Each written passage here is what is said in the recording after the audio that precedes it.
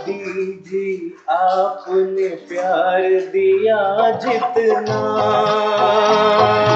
मैं आदरणीय हेमा दीदी जी से अनुरोध करती हूँ, बहुत लंबे समय तक दादी जी की पालना ली है आदरणीय हेमलता दीदी जी। दादी जी के अंग संग का अनुभव हमारे बीच रखेंगे। एक बार की बात है कि वो बहुत बीमार हो गई थी, बहुत बीमार हो गई थी। डॉक्टर भी इलाज नहीं कर पा रहे थे और लग रहा था कि अब ज्यादा दिन की मेहमान नहीं है।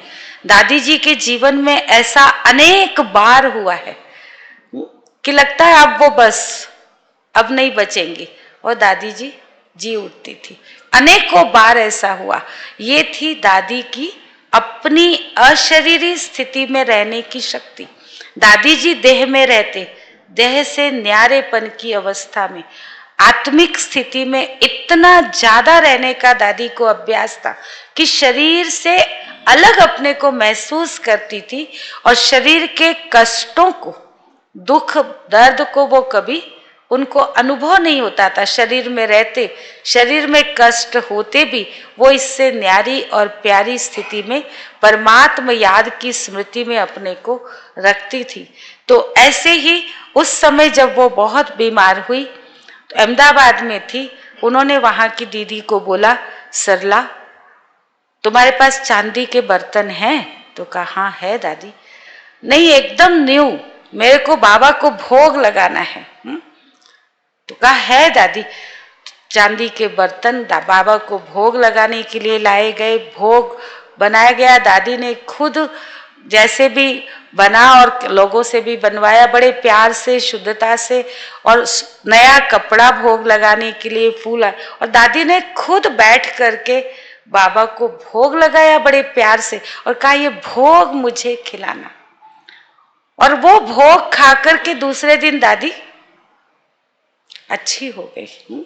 तो दादी ऐसे अपने आप को योग बल से, भावना बहुत थी दादी के अंदर सबके लिए, और बहुत भावुक होने से, सबके प्रति भावना रखने से, लेकिन ऐसी भी भावना नहीं थी कि भावना में बह जाए।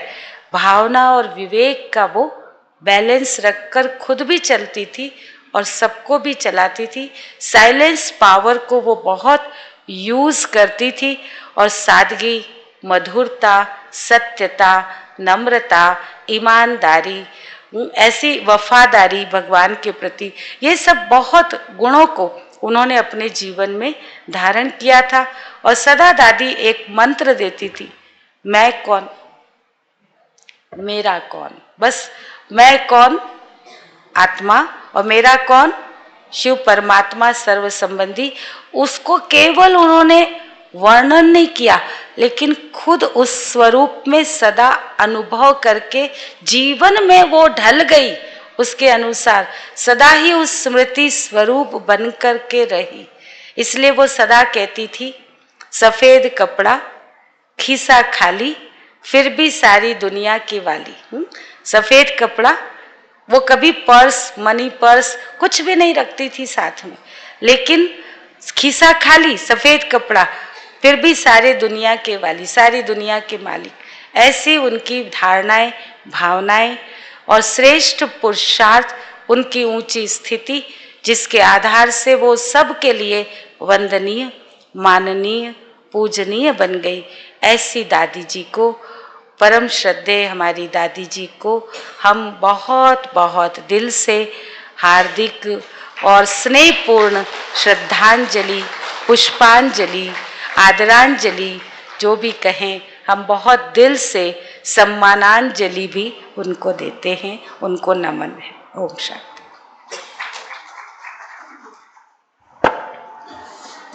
बहुत सुंदर संस्मरण दादी जी के साथ का सुनाया हेमा दीदी जी ने, बहुत बहुत धन्यवाद। अब मैं आदरणीय करुणा दीदी जी से आग्रह करती हूँ, आप भी दादी जी के साथ का अपना अनुभव सुनाएंगे।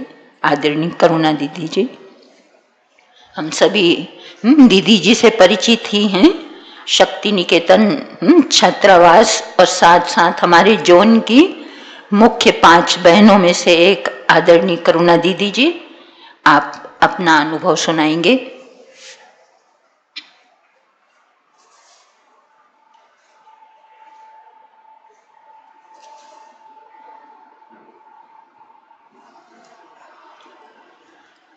ओम शांति।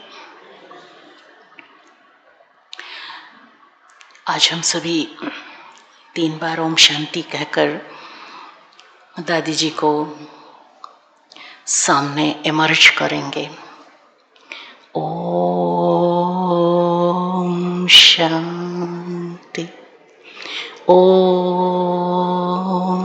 शांति, ओम।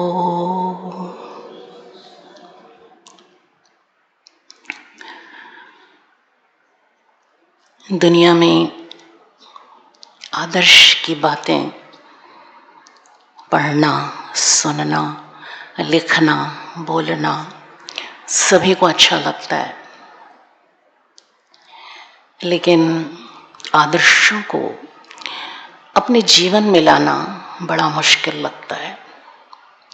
इसलिए आदर्श और व्यावहारिक जीवन में बहुत अंतर हो जाता है।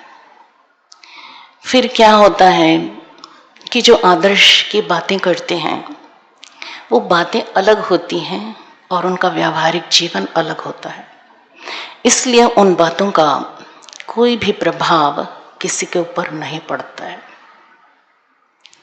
लेकिन कुछ विशेष आत्माएं भी होती हैं। दादी उन विशेष आत्माओं में रहे हैं जिनकी कथनी और करनी समान थी। जो वो आदर्श की बात कहते थे वही बातें उनके व्यावहारिक जीवन में स्पष्ट दिखाई देती थी। उनका आदर्श और उनका व्यावहारिक जीवन समान था, उसमें किसी भी प्रकार का कोई अंतर नहीं था। उनकी इस विशेषता के कारण ही एक ऐसी क्षमता, एक ऐसी योग्यता थी उनके अंदर कि वो हर एक के जीवन में एक आध्यात्मिक परिवर्तन स्थायी रूप से ला देते थे। और जिनका भी जीवन बदलता था उनका जीवन बहुत अच्छा बन जाता था। और उस अच्छे जीवन के कारण वो सदा ही दिल में दादी को रख लेते थे। तो ऐसी थी हमारी दादी, जिनका सोचना, बोलना और करना सब कुछ समान था। लेकिन हर एक चाहता है कि हम जो बोलते हैं वो करें, लेकिन ऐसा नहीं हो पाता है। लेकिन दादी से ऐसे कैसे हुआ, इसके लिए उन्होंने बहुत कठिन तप किया, कठोर त्याग किया और सतत अभ्यास किया। क्या अभ्यास किया? उन्होंने अभ्यास किया कि मैं शरीर से अलग एक आत्मा हूं। और इस प्रकार की अभ्यास इतना गहरा करते चले गए वो कि इस अभ्यास के कारण आत्मा के जो मौलिक गुण होते हैं, आत्मा के जो नैसर्गिक गुण होते हैं, सुख, शांति, आनंद और प्रेम, वो सारे गुण उनके जीवन में प्रकट होने लगे, उनके जीवन से स्पष्ट दिखाई देने लगे। उनके जीवन में इन सब बातों की अनुभूतियां दिखती थी। इन गुणों के कारण उनके जीवन में एक अद्भुत और अलौकिक परिवर्तन हुआ। उनका जीवन दिव्य बन गया, उनका जीवन हीरे की तरह चमकने लगा। पर उनकी साधना निरंतर चलती रही। वो अपनी साधना में निरंतर गतिशील रहे। आगे उन्होंने अपनी साधना को और बढ़ाया और उन्होंने अपनी आत्मा का संबंध परमात्मा से, उस ईश्वर से, उस भगवान से बहुत गहरा जोड़ा। वो परमात्मा की बहुत समीप चले गए। परमात्मा, भगवान, ईश्वर आनंद का स्रोत है। आनंद के स्रोत के साथ जुड़ने के बाद उनके अंदर निरंतर वो ईश्वरीय आनंद प्रवाहित होने लगा और इसलिए एक ईश्वरीय आनंद का झरना उनके अंदर भी बहने लगा और वो सतत उस ईश्वरीय आनंद में डूबे रहते और ईश्वरीय प्रेम में खोए खोए रहने लगे। इस प्रकार उनका जीवन बहुत बहुमूल्य बन गया। फिर भी दादी की साधना अथक चलती रही। दादी अपनी साधना में कभी थकते नहीं थे। न वो शारीरिक रूप से थकते थे, न मानसिक रूप से, न बौद्धिक रूप से। हर एक रूप से वो अथक परिश्रम करते थे। जब अपनी साधना में वो आगे चलते रहे तो उन्होंने अपने आत्मदीप को बहुत रोशन कर लिया और उस आत्मदीप की रोशनी से वो स्वयं प्रकाशित रहने लगे। वो स्वयं तो प्रकाशित थे ही, पर साथ ही वो प्रकाशवान ज्योति स्वरूप प्रकाश पुंज परमात्मा के निरंतर सानिध्य में रहते थे। इसलिए परमात्मा का प्रकाश भी उनके अंदर समाने लगा। एक तो आत्मा का प्रकाश, दूसरा परमात्मा का प्रकाश। इस प्रकार वो संपूर्ण रूप से एक प्रकाशमय जीवन जी रहे थे। उनका जीवन तो प्रकाशमय था ही, लेकिन उनकी जो ये काया थी, वो काया भी प्रकाशित हो गई और उनकी काया भी प्रकाशवान नजर आने लगी। और जब उनकी प्रकाशवान काया को कोई भी देखता तो वो स्वतः कहने लगता, ये तो एक फरिश्ता है, ये तो एक एंजल है, ये तो एक देवदूत है। और न सिर्फ ये महसूस करता कि वो फरिश्ता है, बल्कि जो भी उनके समीप जाता उसको लगता कि उस फरिश्ते के समीप जाने से मेरी सारी मनोकामनाएं पूर्ण हो रही हैं, मेरी सारी इच्छाएं तृप्त हो रही हैं। और इस प्रकार दादी जी हर एक आत्मा को अपने समीप लाके हर आत्मा की जो ईश्वरीय प्रेम की प्यास थी, उस प्यास को ऐसे बुझा देते थे जो हर आत्मा जन्म जन्मांतर के लिए तृप्त, शांत और ईश प्रेम में मगन हो जाती थी। तो दादी जी खुद तो ईश प्रेम की दीवानी थी ही, लेकिन उन्होंने हर एक को ईश्वरीय प्रेम का दीवाना बना दिया। उन्होंने न जाति देखी, न धर्म देखा, न देश देखा। हर सीमा से पार जाकर काम किया और हर सीमा से पार जाकर एक संदेश दिया कि हम सब आत्मा हैं और एक परमात्मा की संतान हैं। हम सब आपस में भाई भाई हैं और इस प्रकार से एक रूहानी शुद्ध, एक ईश्वरीय प्रेम को सबके अंदर भरा और संपूर्ण विश्व को बड़ी दृढ़ता के साथ एकता के सूत्र में बांधा, संगठन के सूत्र में बांधा, आध्यात्म के सूत्र में बांधा। तो ऐसी फरिश्ता, एंजल, देवदूत हमारी दादी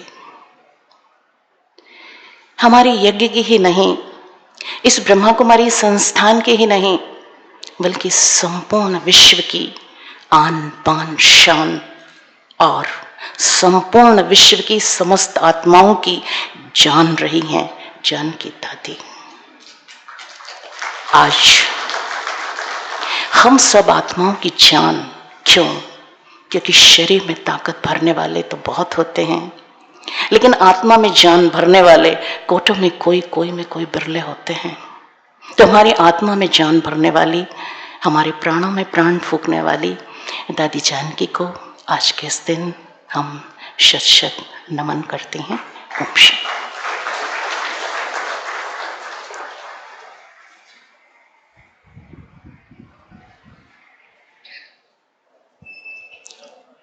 बहुत सुंदर दिल के भाव करुणा दीदी ने हम सबके समक्ष रखे दादी जी के प्रति। दादी जी का व्यक्तित्व तो इतना विराट है, इतना विराट व्यक्तित्व है, हर एक को दादी जी ने अपनेपन का अनुभव कराया है। तो आज तो ऐसी महान हस्ती के पुण्य स्मरण का दिन है। हम सभी हमारे मेहमानों के अनुभव सुनेंगे, लेकिन जैसे बताया आज सड़क सुरक्षक बाइक रैली चल रही और हेमा दीदी को जाना है। तो पहले मैं अनुरोध करती हूँ हमारे मंचासीन दीदियों से और हमारे मेहमानों से, दादी जी को अपनी श्रद्धांजलि अर्पित कर देवे। आप सभी बैठे रहेंगे, आप इनके अनुभव सुनेंगे और आप भी दादी जी को पुष्पांजलि अर्पित करेंगे और आपको दादी जी का वाइब्रेशन भरा हुआ फल भी मिलेगा। उसके बाद ही सब जाएंगे। पहले अच्छा, हाँ आई।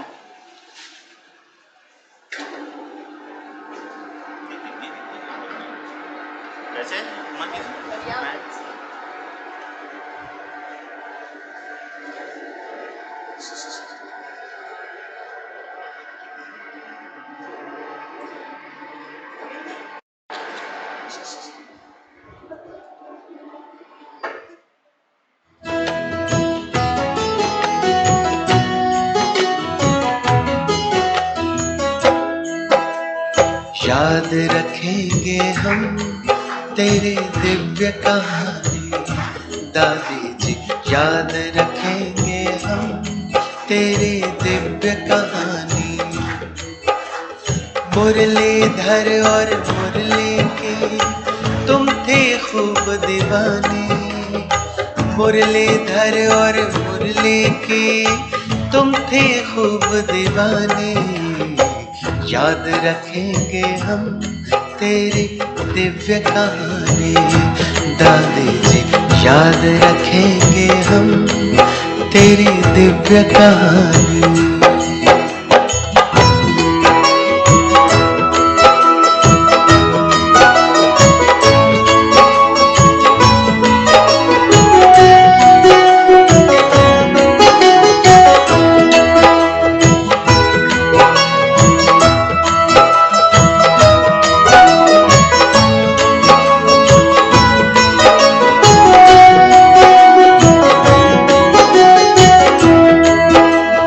जनक विदेही कहकर जब बाबा ने तुम्हें पुकारा, पल भर में तुमने वैसा ही अपना स्वरूप धारा।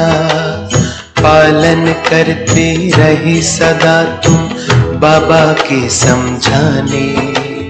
दादी जी हम याद रखेंगे तेरी दिव्य कहानी, याद रखेंगे हम तेरी दिव्य कहानी दादी जी, याद रखेंगे हम तेरी दिव्य कहानी।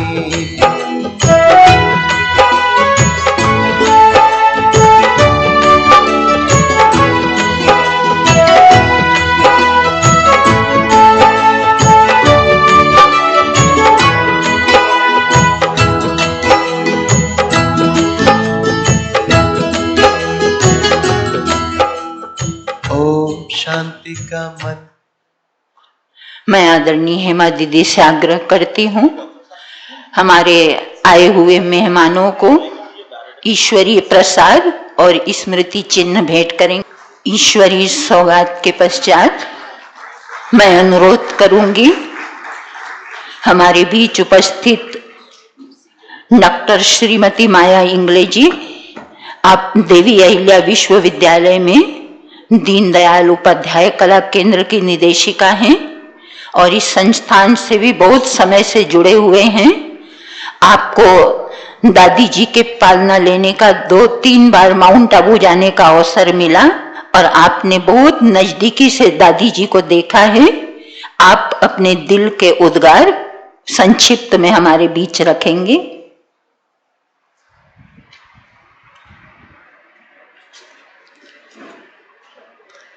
ओम शांति।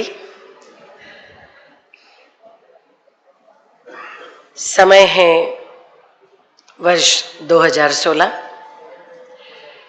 शिक्षकों का सम्मेलन माउंट आबू में जब प्रशिक्षण ले रहे थे तब सुना था कि जानकी दीदी नाम की एक साधिका जो जिनमें बहुत ही कुछ अलग चीजें हैं ऐसा सुना था। उस समय बड़ी उत्कंठा थी,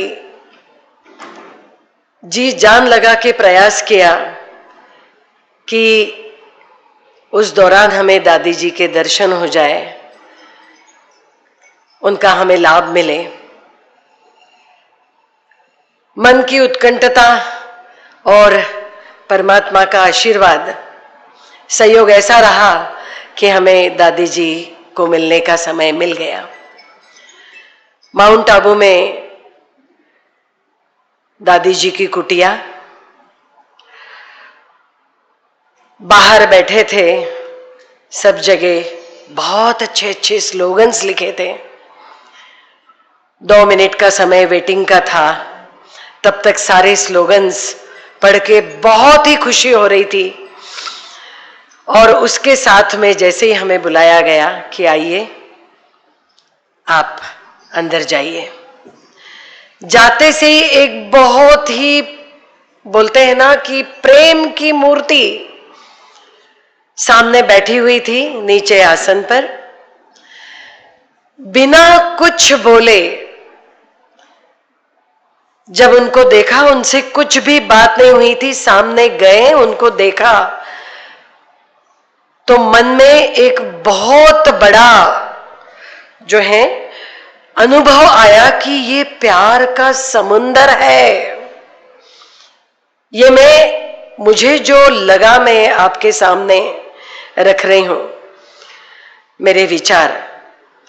तो ऐसे प्यार के समंदर के सामने बैठ के जब 2 शब्द बातें करने का, उनके साथ संवाद करने का मौका मिला, तो सच में दिल जो है गदगद हो गया और लगा कि आज जो है जीवन सार्थक हुआ है। और वो किस कारण? बहुत कम समय के लिए उनसे मुलाकात हुई, पर जो भी बातें हुई हम लोगों की, जो भी उन लोगों से हमने, दादी जी से हमने जो उनको देखा सुना, तो कई सारे गुणों का एहसास हुआ उनके द्वारा। और उनका मैं बहुत ही कम शब्दों में बयान करना चाहूंगी आपके सामने, क्योंकि ये मेरा अपना अनुभव है।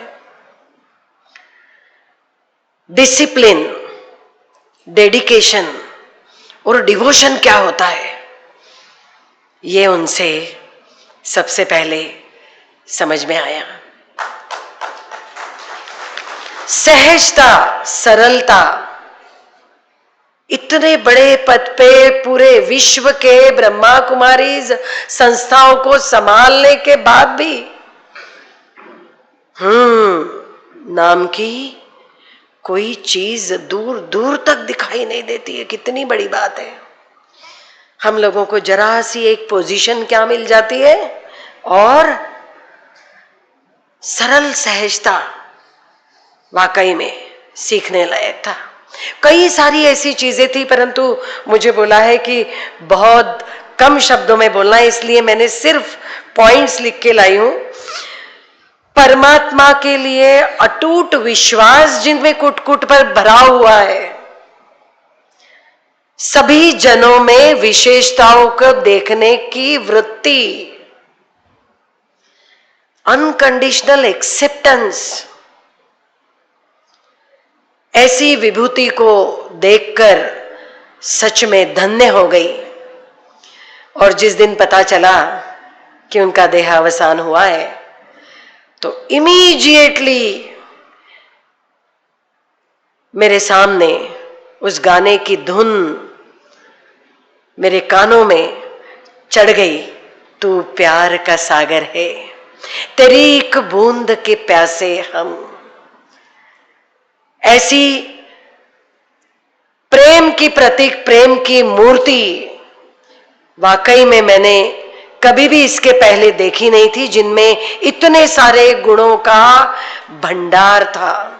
कई सारे चीजों को पहले ही हमारी दोनों दीदियों ने बता दिया है, और इसलिए मैं आज प्रिय दादी जी, श्रद्धेय दादी जी, दिव्यात्मा,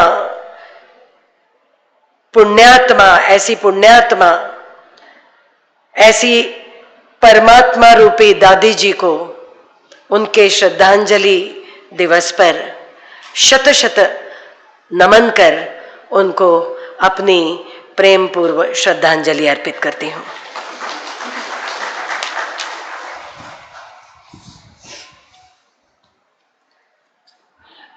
बहुत सुंदर दादी जी की मुलाकात का अनुभव बहन माया इंगले जी ने सुनाया।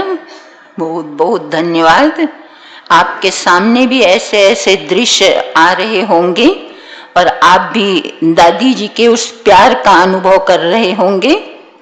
अब मैं हमारी डॉक्टर उमा शशि बहन, आपने भी बहुत करीब से दादी जी को देखा है और समय समय पर हमें सुनाते भी रहते हैं, लेकिन अनुभव तो अनुभव ही होता है, जितने बार भी सुने वो कम ही होता है। तो आप भी कुछ मिनटों में अपने अनुभव सुनाएंगे।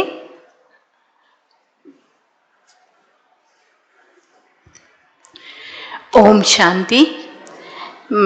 यहाँ पर उपस्थित हमारी आदरणीय अनीता दीदी, जयंती बेन, माया जी इंगले, करुणा दीदी और राजीव जी शर्मा, और यहाँ पर उपस्थित सब भाइयों एवं बहनों, आज दादी जानकी जी का द्वितीय स्मरण दिवस है और अंतिम समय तक हम लोग उनसे यहाँ जब इंदौर आई थी तो मिले और आशीर्वाद लिया। मैं उन सब भाग्यशाली में से हूँ कि मुझे याद है कि जब मैं सन 85 की बात होगी, मैं लंदन में थी।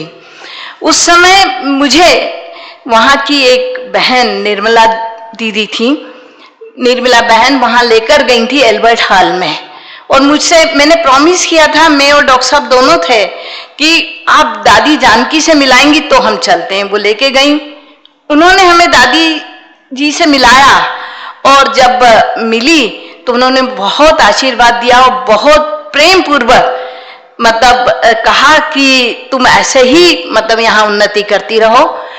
उनके हम जब वहाँ थे तो उसमें मैं एक उन्होंने बहुत अच्छा वाक्य बोला था, किसी ने आके कहा वहाँ पर हैप्पी क्रिसमस, तो दादी बोली कि हैप्पी क्रिसमस नहीं, हैप्पी किस्मत। आपकी किस्मत इतनी अच्छी है कि आप लोग यहाँ पर आकर और इस सकारात्मक सोच के साथ मेरी बात को सुन रहे हैं। दादी का सबसे जिस प्रकार कहा गया कि पूरे मतलब भारत में तो शांति भवन, ओम शांति भवन बने, लोगों तक संदेश भी गए शांति के, परंतु विश्व की ओर बढ़ने का काम तो दादी जानकी जी ने ही किया और सबसे पहले उन्होंने लंदन से ही स्टार्ट किया था। और जब लंदन से स्टार्ट किया और उस प्रकार वो आगे पूरे विदेश में बढ़ती रही, परंतु उनका एक ही जो सोच था कि सकारात्मक सोच, नकारात्मक सोच को निकालो और सकारात्मक सोच बनाते रहो। बहुत काम उन्होंने इसके ऊपर किया। ये सच है कि हम जानते हैं कि वो विश्व को स्वस्थ रखने के लिए ये सबसे बड़ा काम था कि उनका ये कहना था कि नकारात्मक सोच रखोगे तो टेंस में, तनाव में जियोगे और तनाव में जीने के बाद आप हृदय रोगी बनोगे, और इस प्रकार संसार हृदय रोग से बहुत पीड़ित है। और अभी भी हम देख रहे हैं कि विश्व में तृतीय युद्ध की बात चल रही है। तो इन सब बातों के लिए जिस प्रकार शांति का संदेश लेके पूरे संसार के अंदर दादी जानकी ने जो काम किया, अब उनके फॉलोअर्स, उनके सहयोगी कर रहे हैं, परंतु फिर भी इसका सारा श्रेय दादी जानकी को जी को जाता है। और यहाँ पर भी जब भी आई मैंने आशीर्वाद लिया और आज आपके सामने द्वितीय स्मरण पर मैं उनको बहुत बहुत पुष्पांजलि, श्रद्धांजलि अर्पित करती हूँ। धन्यवाद।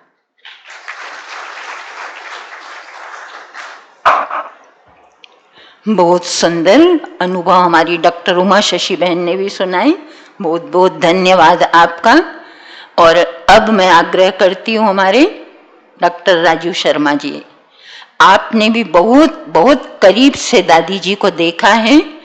मधुबन में भी वर्तमान समय भी आप अपनी बहुत सेवाएं देते रहते हैं। हमारा खास जो चैनल चलता है peace of mind channel, awakening TV, उसके निमित्त आप अपनी बहुत सेवाएं देते हैं समय समय पर मधुबन जाकर, और यहाँ बैठे हुए भी आप अपनी सेवाएं वहाँ के लिए देते हैं।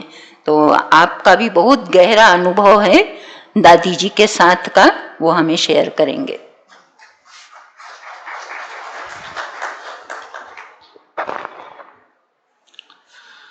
ओम शांति।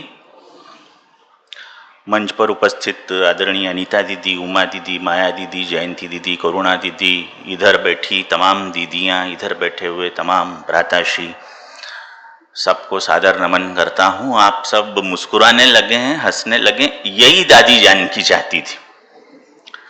दादी जानकी को समझना हो तो बार बार कहा हेमा दीदी तो अदृश्य हो गई, कहीं उन्हें जाना था चली गई, लेकिन उन्होंने 3-4 बार कहा most stable mind in the world. तो क्या होता है स्टेबल माइंड?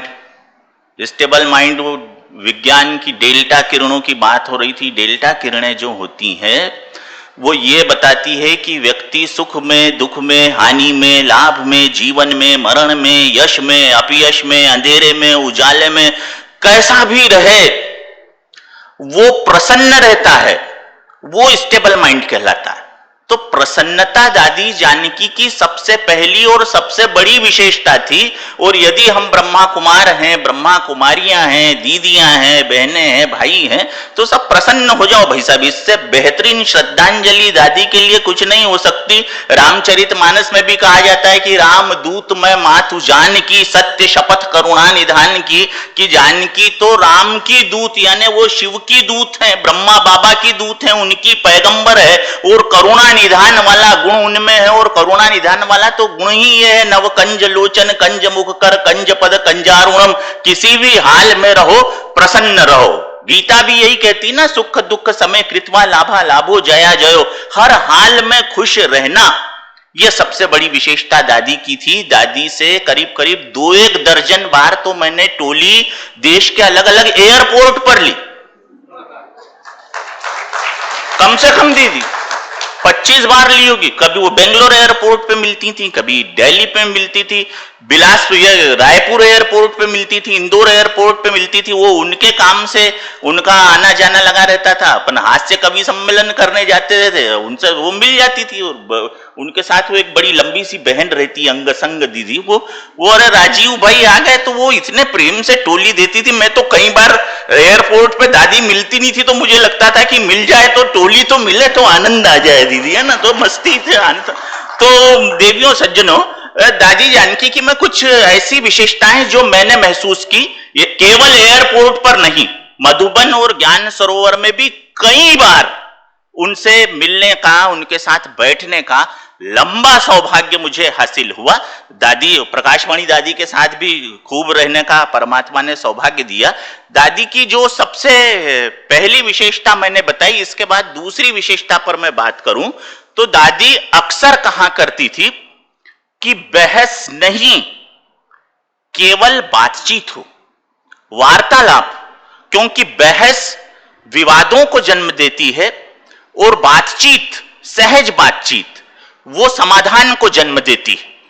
दादी ने एक कहानी वहां जब सुनाई, मैं वो कहानी आपके समक्ष रख रहा हूं। उस समय ओम प्रकाश भाई जी भी वहां पर थे, करुणा भाई भी वहां पर थे, मृत्युंजय भाई भी वहां पर थे। एक बहुत बड़ा मीडिया विंग का आयोजन हुआ था। दादी उस समय विदेश में रहती थी, लेकिन वो सौभाग्य से मधुबन उनका आना हुआ था। मैं आपको वही कहानी सुना रहा हूं। देखिए उन्होंने कितनी मजेदार कहानी हंसते हंसते मुझे सुनाई थी। दादी मतलब उनके पास माया दीदी लतीफ था, मगर बड़ी लियाकत के साथ। लतीफ, लियाकत, ये दोनों चीजें बड़ी मुश्किल से मिलती है इस युग में तो, मगर वो चूंकि बाबा की असीम अनुकंपा की प्रेमिल मूर्ति थी। तो हुआ ये कि एक बार जंगल में बहस हो गई, एक गधे में और हाथी में। हाथी ने कहा कि आसमान का रंग नीला होता है, तो गधे ने कहा नहीं, आसमान का रंग पीला होता है। अब नीला पीला पीला नीला ये बहस बढ़ने लगी तो दोनों ने कहा कि ऐसा करते हैं, जंगल के राजा शेर के पास चलते हैं, शेर अपनों को सही निर्णय देगा। दोनों शेर के पास आए, दोनों ने शेर के सामने अपनी बात रखी तो शेर ने कहा कि हाथी को 20 कोड़े मारने की सजा दी जा रही है। तो हाथी ने कहा कि राजा साहब, शेर साहब, मैं तो सही हूं कि आसमान का रंग नीला होता है, ये गलत बोल रहा है कि आसमान का रंग पीला होता है, लेकिन उसके बाद भी आपने 20 कोड़े मारने की सजा मुझे क्यों दी? तो शेर ने कहा कि हाथी भैया, जब तुझे यह पता था कि सामने वाला गधा है तो तूने बहस ही क्यों की? बातचीत करनी चाहिए थी। तो कितनी मतलब ये पंचतंत्र नुमा कहानी दीदी है ना। तो ऐसे दादी जानकी की जो विशेषताएं मैंने महसूस की, आनंद लेते हुए, देखिए दादी की एक बहुत बड़ी विशेषता, माया दीदी 1906 में जन्म सिंध में दादी का हुआ दीदी, जैसा मैंने जितना अध्ययन किया है। और उस युग में 21 वर्ष की उम्र में दीदी वो 21 वर्ष की उम्र में अपने ज्ञान में आई। तो बहनों और भाइयों, जिस समय दादी जानकी ज्ञान में आई उस समय भारतवर्ष के महिलाओं की स्थिति पर थोड़ा हम विश्लेषण करें। कैसी स्थिति थी दीदी? महिलाओं कितनी वो प्रताड़ना में, कितनी बेवजह के बेवजह के घूंघट में, कितने यंत्रणाओं में नारी जीवन भारतवर्ष में उस समय जिया जा रहा था। तब दादी ने विमेन एम्पावरमेंट, महिला सशक्तिकरण का दीदी हलफ उठाया। माया दीदी, उस युग में महिला सशक्तिकरण की बात करना, वो ब्रह्मा बाबा ही थे जिन्होंने ज्ञान का कलश इस राष्ट्र की नारी शक्ति के पुनीत शीश पर रखा। और वो दादी जानकी थी जो उन्होंने ब्रह्मा बाबा के इस महिला सशक्तिकरण के आंदोलन को आगे बढ़ाया। क्योंकि दादी की हमेशा यह मान्यता रही कि ये कोई तुलना नहीं है, ये हकीकत है कि नर और नारी की तुलना की जाए। सामान्यतः हम अक्सर कहा करते हैं कि आप एक तराजू ले लीजिए और तराजू के एक पैड़े पर रख दीजिए नर और दूसरे पर रख दीजिए नारी, तो कौन भारी? नारी भारी ना। नर में तो कोई मात्रा ही नहीं है, विदाउट एनी ब्यूटीफुलनेस मैडम, है ना। और नारी में जो है ये दो मात्रा है। ये न के आगे जो आ की मात्रा लगी हुई है, ये नारी की आन बान शान मान गौरव और मर्यादा की प्रतीक है। और ये र के ऊपर घुमाकर जो बड़ी ई की मात्रा लगाई गई है ना, ये नारी की ममता की प्रतीक है, उसकी हया की प्रतीक है, उसकी सात्विक लज्जा की प्रतीक है। इसलिए नर पर हमेशा नारी भारी है। तो दादी जानकी ने भी ब्रह्मा बाबा के उस नारी शक्ति के शीश पर रखे हुए ज्ञान के कलश के आंदोलन को ताउम्र आगे बढ़ाया व्यवहार के रूप में। इसका अर्थ क्या? दादी की पहली विशेषता प्रसन्न चित्त रहो, दूसरी विशेषता नारी सशक्तिकरण को व्यवहार में लाओ, उसे केवल भाषणों में मत रखो, उसे केवल किंवदंतियों में मत रखो, उसे कथा कहानियों में मत रखो। ये दादी के जीवन से हमें दूसरी प्रेरणा मिलती है। दादी के जीवन की तीसरी बात दीदी, शायद आपको पता हो या न हो, वो बहुत अच्छी संगीतकार थी। आपने दीदी उनका हारमोनियम बजाते हुए कभी सुना? वो हारमोनियम पे तो उनकी उंगलियां ऐसी नृत्य करती थी, आधुनिक ये नृत्यांगनाएं फिल्म में नृत्य करती, उससे ज्यादा बढ़िया उनकी हारमोनियम वादन हुआ करता था दादी जानकी का। अरे ये दादी जानकी का सद्गुण। वो अभी मुरली में हेमा दीदी कह रही थी ना कि ज्ञान दान ही नहीं, गुणदान भी करो, तो ये गुण था। और दादी की विशेषता, हमें हमेशा दीदी दादी ने इस संसार को मुसाफिर खाना कहा। उन्होंने कहा हम तो परम धाम से आए हैं और हमें परम धाम को ही जाना है। लोग कहते हैं कि शरीर के अंदर आत्मा है, लेकिन दादी जानकी कहती थी कि आत्मा ने शरीर को धारण किया हुआ, यानी यहां पर मुख्य जो है वो आत्मा है। इसलिए स्पिरिचुअलिटी लिखा है हमने, क्या है? ब्रह्मा कुमारी इसकी मुख्यतः है वैश्विक आध्यात्मिक जागृति। तो ये आध्यात्मिक जागृति क्या है? आध्यात्मिकता, स्पिरिचुअलिटी, स्पिरिचुअलिटी की स्पेलिंग पर हम थोड़ा गौर करते हैं दीदी, तो उसमें 3 आई आती स्पिरिचुअलिटी की स्पेलिंग में, 3 आई। अब ये 2 आई तो अपनी है ही, इससे हम सारा संसार देखते हैं, जो भी भौतिकता के दीदार दर्शन करते हैं। ये तीसरी आई क्या है? तो दादी कहा करती थी कि third I of wisdom is spirituality, वो तीसरा नेत्र जो जिसके द्वारा हम लौकिक नहीं, लौकिक से परे पारलौकिक अनुभूतियों को भी अपने में जज्ब कर लेते हैं, वो स्पिरिचुअलिटी है, वो सोल है, subject of universal love, SOUL है, वसुदेव कुटुंबकम, या सबके प्रति प्यार की भावना, सीए राम मैं सब जग जानी करहूं प्रणाम जोरी जुग पानी, सब में ईश्वरत्व को देखना, ये आत्मिक तत्व है। तीसरे नेत्र को जो शिव की लौकिक जीवन में कल्पना की जाती है तो कहा जाता है कि वो तीसरा नेत्र है। तो वो तीसरा नेत्र ये स्पिरिचुअलिटी वाला ही है, क्योंकि 2-2 नेत्र तो हम सबके हैं। तो दादी की अगली विशेषता ये आध्यात्मिकता वाली, वो आध्यात्मिकता जो वास्तव में हमें इंसान से, इंसान को ही नहीं, इंसान से सारे जीव जंतुओं तक को जोड़ने की वकालत करती है। इसलिए दीदी जब कच्छ में भूकंप आया, जब सुनामी आई, तो बहनों भाइयों आपको ये सुनकर बड़ी खुशी होगी कि उस भूकंप में, गुजरात में जो भूकंप आया था और उस सुनामी में दादी जानकी ने एक विशेष फाउंडेशन बनाया वहां के लोगों की आर्थिक मदद करने के लिए, जिसका नाम जानकी फाउंडेशन रखा गया। और आप ये यकीन करें कि कई 100 करोड़ रुपए की मदद जानकी दादी ने उस समय उन पीड़ितों के लिए की, उन गरीबों के लिए की। ईश्वर गरीबों की सेवा में बसता है, ये दादी ने जानकी फाउंडेशन बनाकर हम सबको सिखाया है। हम ईश्वर को ढूंढते ना बाहर के लोग कि वो कहीं घंटी बजाने में मिल जाए, वो कहीं नमाज में मिल जाए, ईश्वर वहां नहीं मिलता। दादी ने तो अपने आचरणों से सिद्ध कहा किया कि वो गरीबों और मुफलिसों की सेवा में, उन्हें सही मार्गदर्शन देने में मिलता है। मैं ढूंढता तुझे था जब कुंज और वन में, तू खोजता मुझे था तब दीन के वतन में, तू आह बन किसी की मुझको पुकारता था और मैं था तुझे बुलाता संगीत में भजन में। तो असली ईश्वर तो जो है भाई साहब वो दरिद्र नारायणों की सेवा में है। ये जानकी फाउंडेशन स्थापित करके दादी ने उस समय हमें व्यवहारिक संदेश दे दिया। तो बहुत सारी बातें हो सकती है, लेकिन दीदी ने पहले ही बोल दिया कि हमें संक्षिप्त में सुनाना है, अन्यथा अपन तो 4-5 बजा दें शाम की। इतनी सारी दादी की यादें आती चली जाती, क्योंकि इतनी बार मिला कि एक-एक बार की एक-एक घटना भी मैं आपके समक्ष रखूं तो बड़ी लंबी चौड़ी बात हो सकती है। तो बहनों और भाइयों, एक कविता है मेरी, आखिरी की 4 पंक्तियां सुनिए। दादी कहा करती थी कि ये संसार मुसाफिर खाना है, और वो बिल्कुल सही कहती थी, क्योंकि ये दुनिया अजब सराय फानी देखी, ये सराय है साहब। यहाँ हमारे जैसे पहले न जाने पहले कितने आए, हमारे बाद में न जाने कितने आएंगे। ये आना जाना आवागमन चलते रहता है। बहुत हम क्या है कि बहुत टाइम बीइंग चिप है। जब तक हमारा प्रोग्राम सेट है तब तक हम बलेठी घुमाते हैं, उसके बाद खेल खत्म तो फिर कुछ भी नहीं है ना दीदी। तो ये दुनिया अजब सराय फानी देखी, यहाँ की हर चीज आनी जानी देखी, जो आकर न जाए वो बुढ़ापा देखा, और जाकर जो न आए वो जवानी देखी।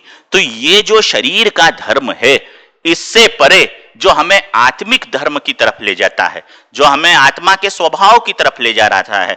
करुणा दीदी ने वो बताया कि प्रेम है, दया है, सहानुभूति है, सेवा है, अर्पण है, समर्पण है, इन सब सात्विक गुणों की तरफ, इन सब उच्चता से लबरेज गुणों की तरफ जो ले जाता है, वही भाव दादी जानकी ने अपने तमाम जीवन से हमारे सामने रखा और हमें उन कर्मों को धारण करने की प्रेरणा दी। देखिए, हम किसी व्यक्ति के परिधान को धारण करें वो छोटी बात है, यदि हम किसी व्यक्ति की आदतों का विश्लेषण करें ये भी छोटी बात है। बड़ी बात यह होती है कि उस व्यक्ति ने क्या कहा, उसे हमने जीवन में वैसे के वैसे धारण किया या नहीं किया। क्योंकि हम सब भगवान को तो बहुत मानते हैं, लेकिन भगवान की नहीं मानते हैं। तो दादी जी को तो माने, लेकिन साथ साथ दादी जी की भी ज्यादा से ज्यादा माने। तो ये दादी जानकी के प्रति आज सच्ची श्रद्धांजलि होगी, आदरांजलि होगी, सुमनांजलि होगी।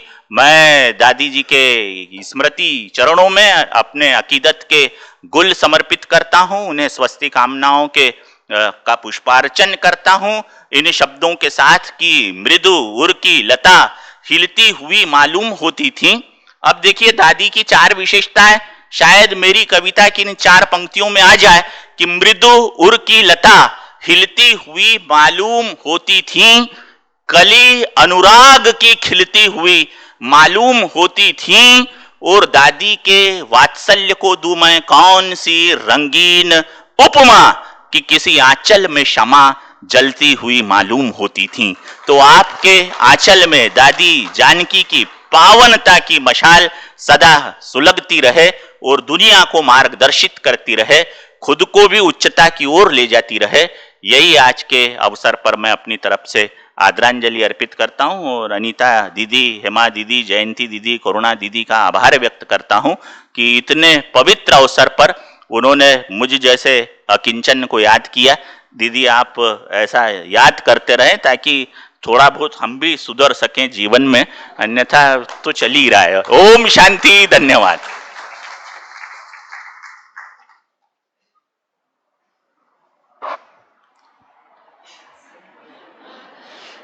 राजीव शर्मा जी ने तो अपने अनुभवों के सागर को गागर में समा दिया। हम सब अनुभव में डूब गए थे। बहुत बहुत धन्यवाद डॉक्टर राजीव शर्मा जी। सभी बैठे रहें। अभी अंत में हमारी आदरणीय जयंती दीदी से भी अनुरोध करती हूँ, हमारी कालानी नगर क्षेत्र की संचालिका वरिष्ठ दीदी, आप भी अपने अनुभवों के कुछ शब्द हमारे सामने रखेंगे। उसके बाद आप सभी को हमारी दीदियाँ अपने हाथों से दादी जी के याद में दादी जी का वाइब्रेशन भरा हुआ फल देंगे।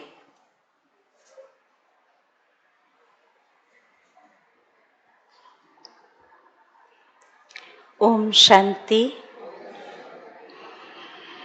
आज दादी जानकी जी की पुण्यतिथि में हम उनको सामने रखते हुए, उनकी बातों को देखते हुए कुछ झलकियां बताएं।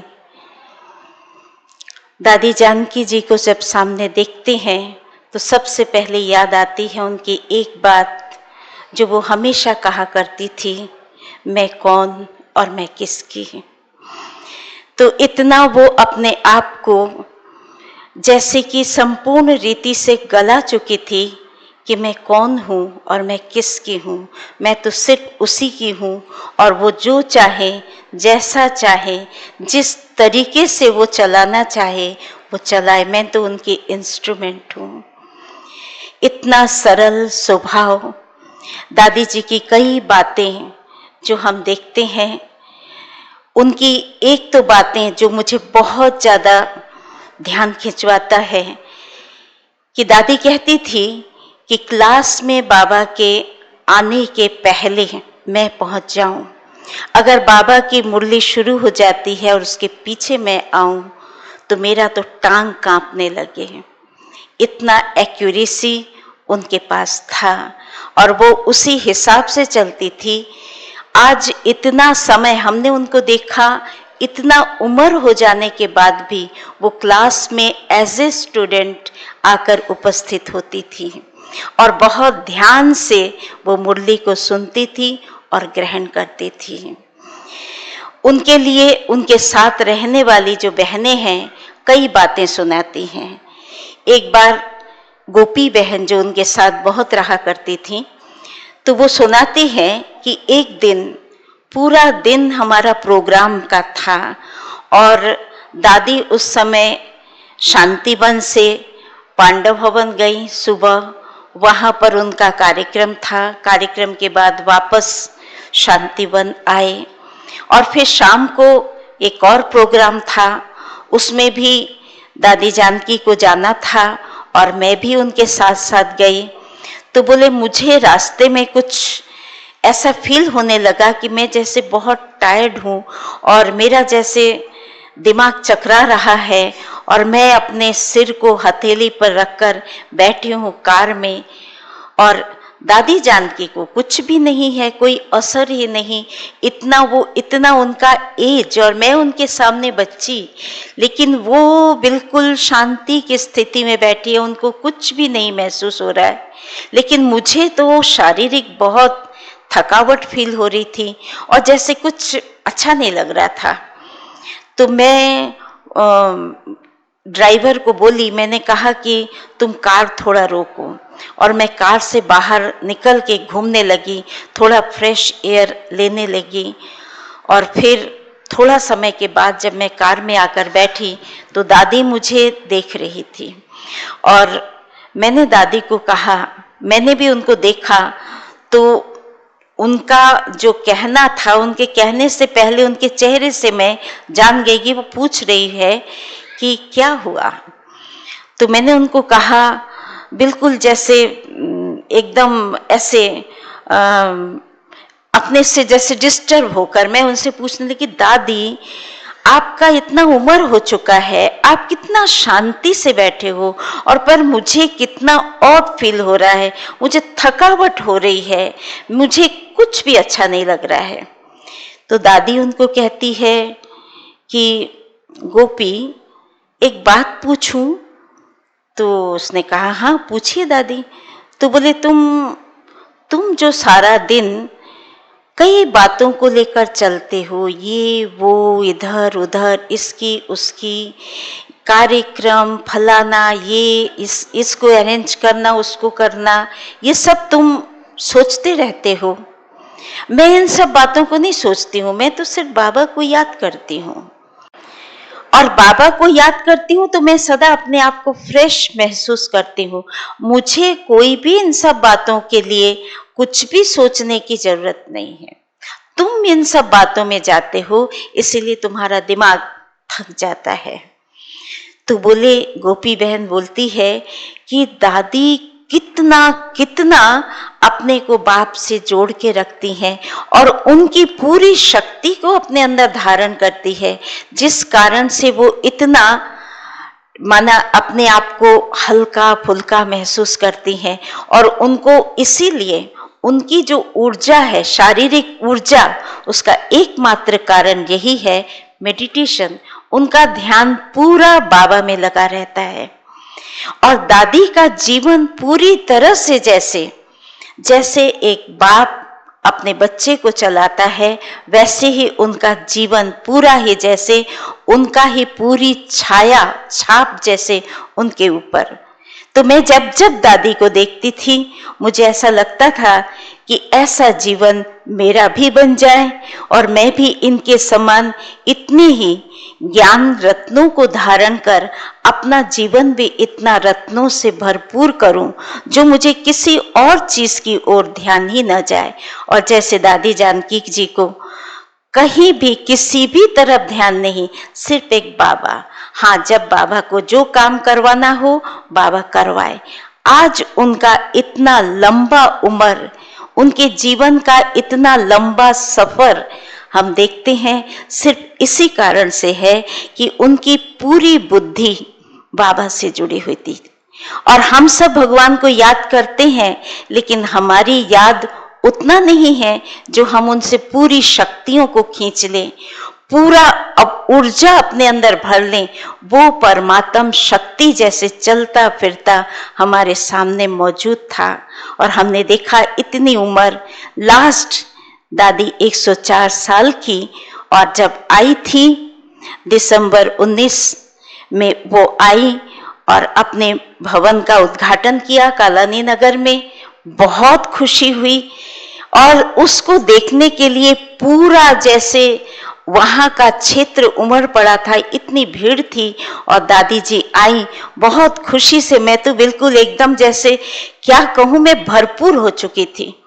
और वो आई, उनके हाथों से झंडा फहराया गया, शिलान्यास किया गया। और दादी कुछ बोली नहीं, दादी को गाड़ी से हमने उतारा नहीं, लेकिन दादी का उतना ही आना सिर्फ हमारा नहीं, लेकिन उस क्षेत्र के प्रत्येक व्यक्ति को आज तक याद है। और मुझे याद है उसके बाद मार्च 20 में वो हमें छोड़कर चली गई। थोड़े समय के लिए ही वो जैसे हमारे लिए ही थी और हमारे पास आई और चली गई।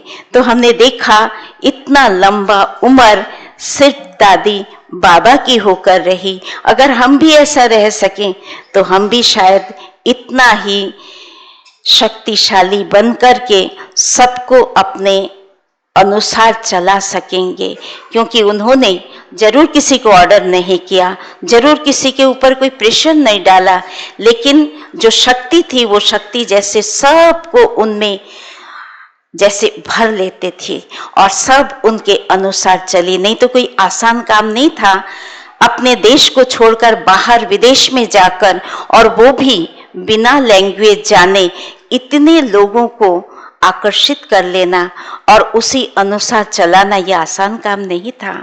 तो हमने उनको देखा एक प्रतिमूर्ति जो हमको चाहिए, और वो जैसे हमारे लिए हमारी लीडर थी। आज उसी दादी जानकी जी की द्वितीय पुण्यतिथि में मैं अपना आदर के साथ श्रद्धा सुमन अर्पण करती हूँ। ओम शांति।